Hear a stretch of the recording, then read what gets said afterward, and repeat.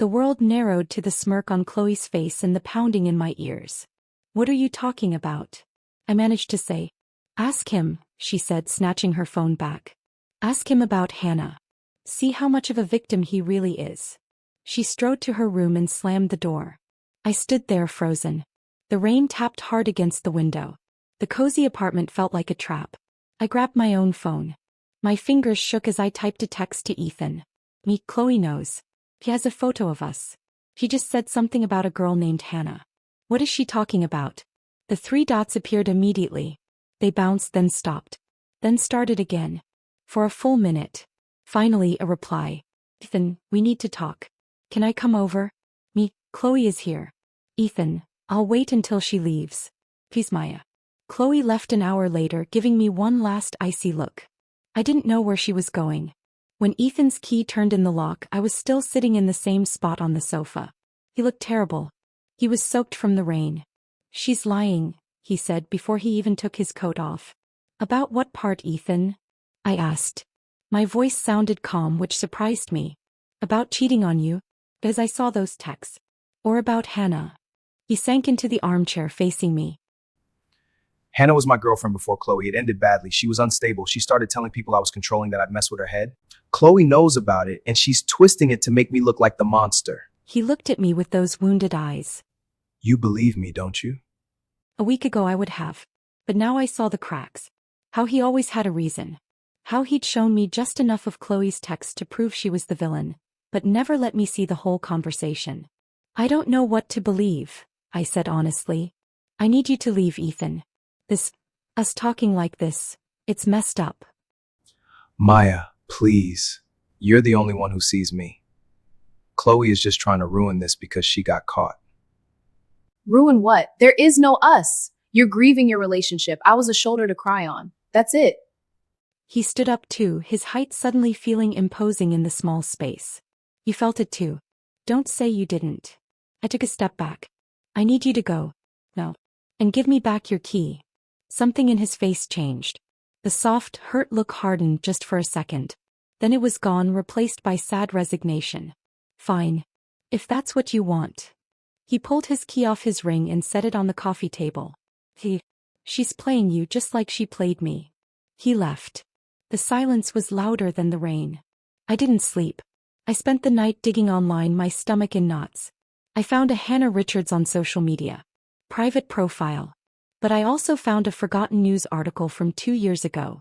Local woman files restraining order after alleged harassment. The named subject was Ethan Cole. The details were vague, citing persistent unwanted contact and threatening messages. My blood ran cold. Not a sob story from a jealous ex. A police report. Chloe came back at dawn. She looked tired, her usual glow gone. We stared at each other in the kitchen. Did he tell you I was lying? She asked flatly. He said Hannah was unstable, I replied. Chloe let out a harsh laugh. Of course he did. She opened her own laptop, typed and spun it toward me. It was a scanned document, an email. From Ethan to Hannah, sent over a year after they broke up. The words were chilling. You'll never be happy without me. I made you. I can unmake you. He never hit her, Chloe said, her voice quiet now. Nothing so simple. It was all in her head, he said. He was crazy, he said. Until I started to feel it. The constant check-ins. The jealousy if I talked to a male coworker. The guilt if I didn't answer a text fast enough. He doesn't get mad. He gets sad. He makes you feel like the villain. I started seeing someone else because it was the only way I could remember what normal felt like. And the second he sensed I was pulling away, he found a new person to confide in. You. I felt sick. The late night talks, his perfect vulnerability, the way he made me feel special and chosen. It was a script.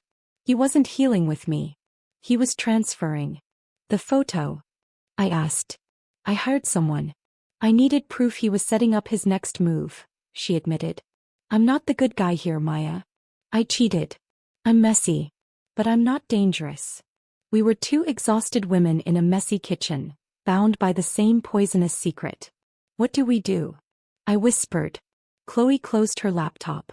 We do what I should have done. We make him someone else's problem. Permanently. She pulled a business card from her wallet and slid it across the counter. It was for a lawyer who specialized in harassment cases. Hannah's lawyer. She's been building a case, but it's stronger with more voices. With a pattern. I picked up the card. It felt heavy. I'm moving out, Chloe said. My sister in Atlanta has a spare room. You should think about doing the same. He won't stop just because we ignore him. A week later, Chloe was gone. The apartment felt too big and too small at the same time. I met with the lawyer, a sharp woman named Diane. I told her everything. She listened and took notes. Ethan texted me once. I miss our talks. I hope you're okay. I didn't reply. I blocked his number. I changed the locks. The final box was packed.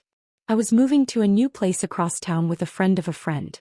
As I did one last walkthrough, I saw a glint under the radiator in the living room.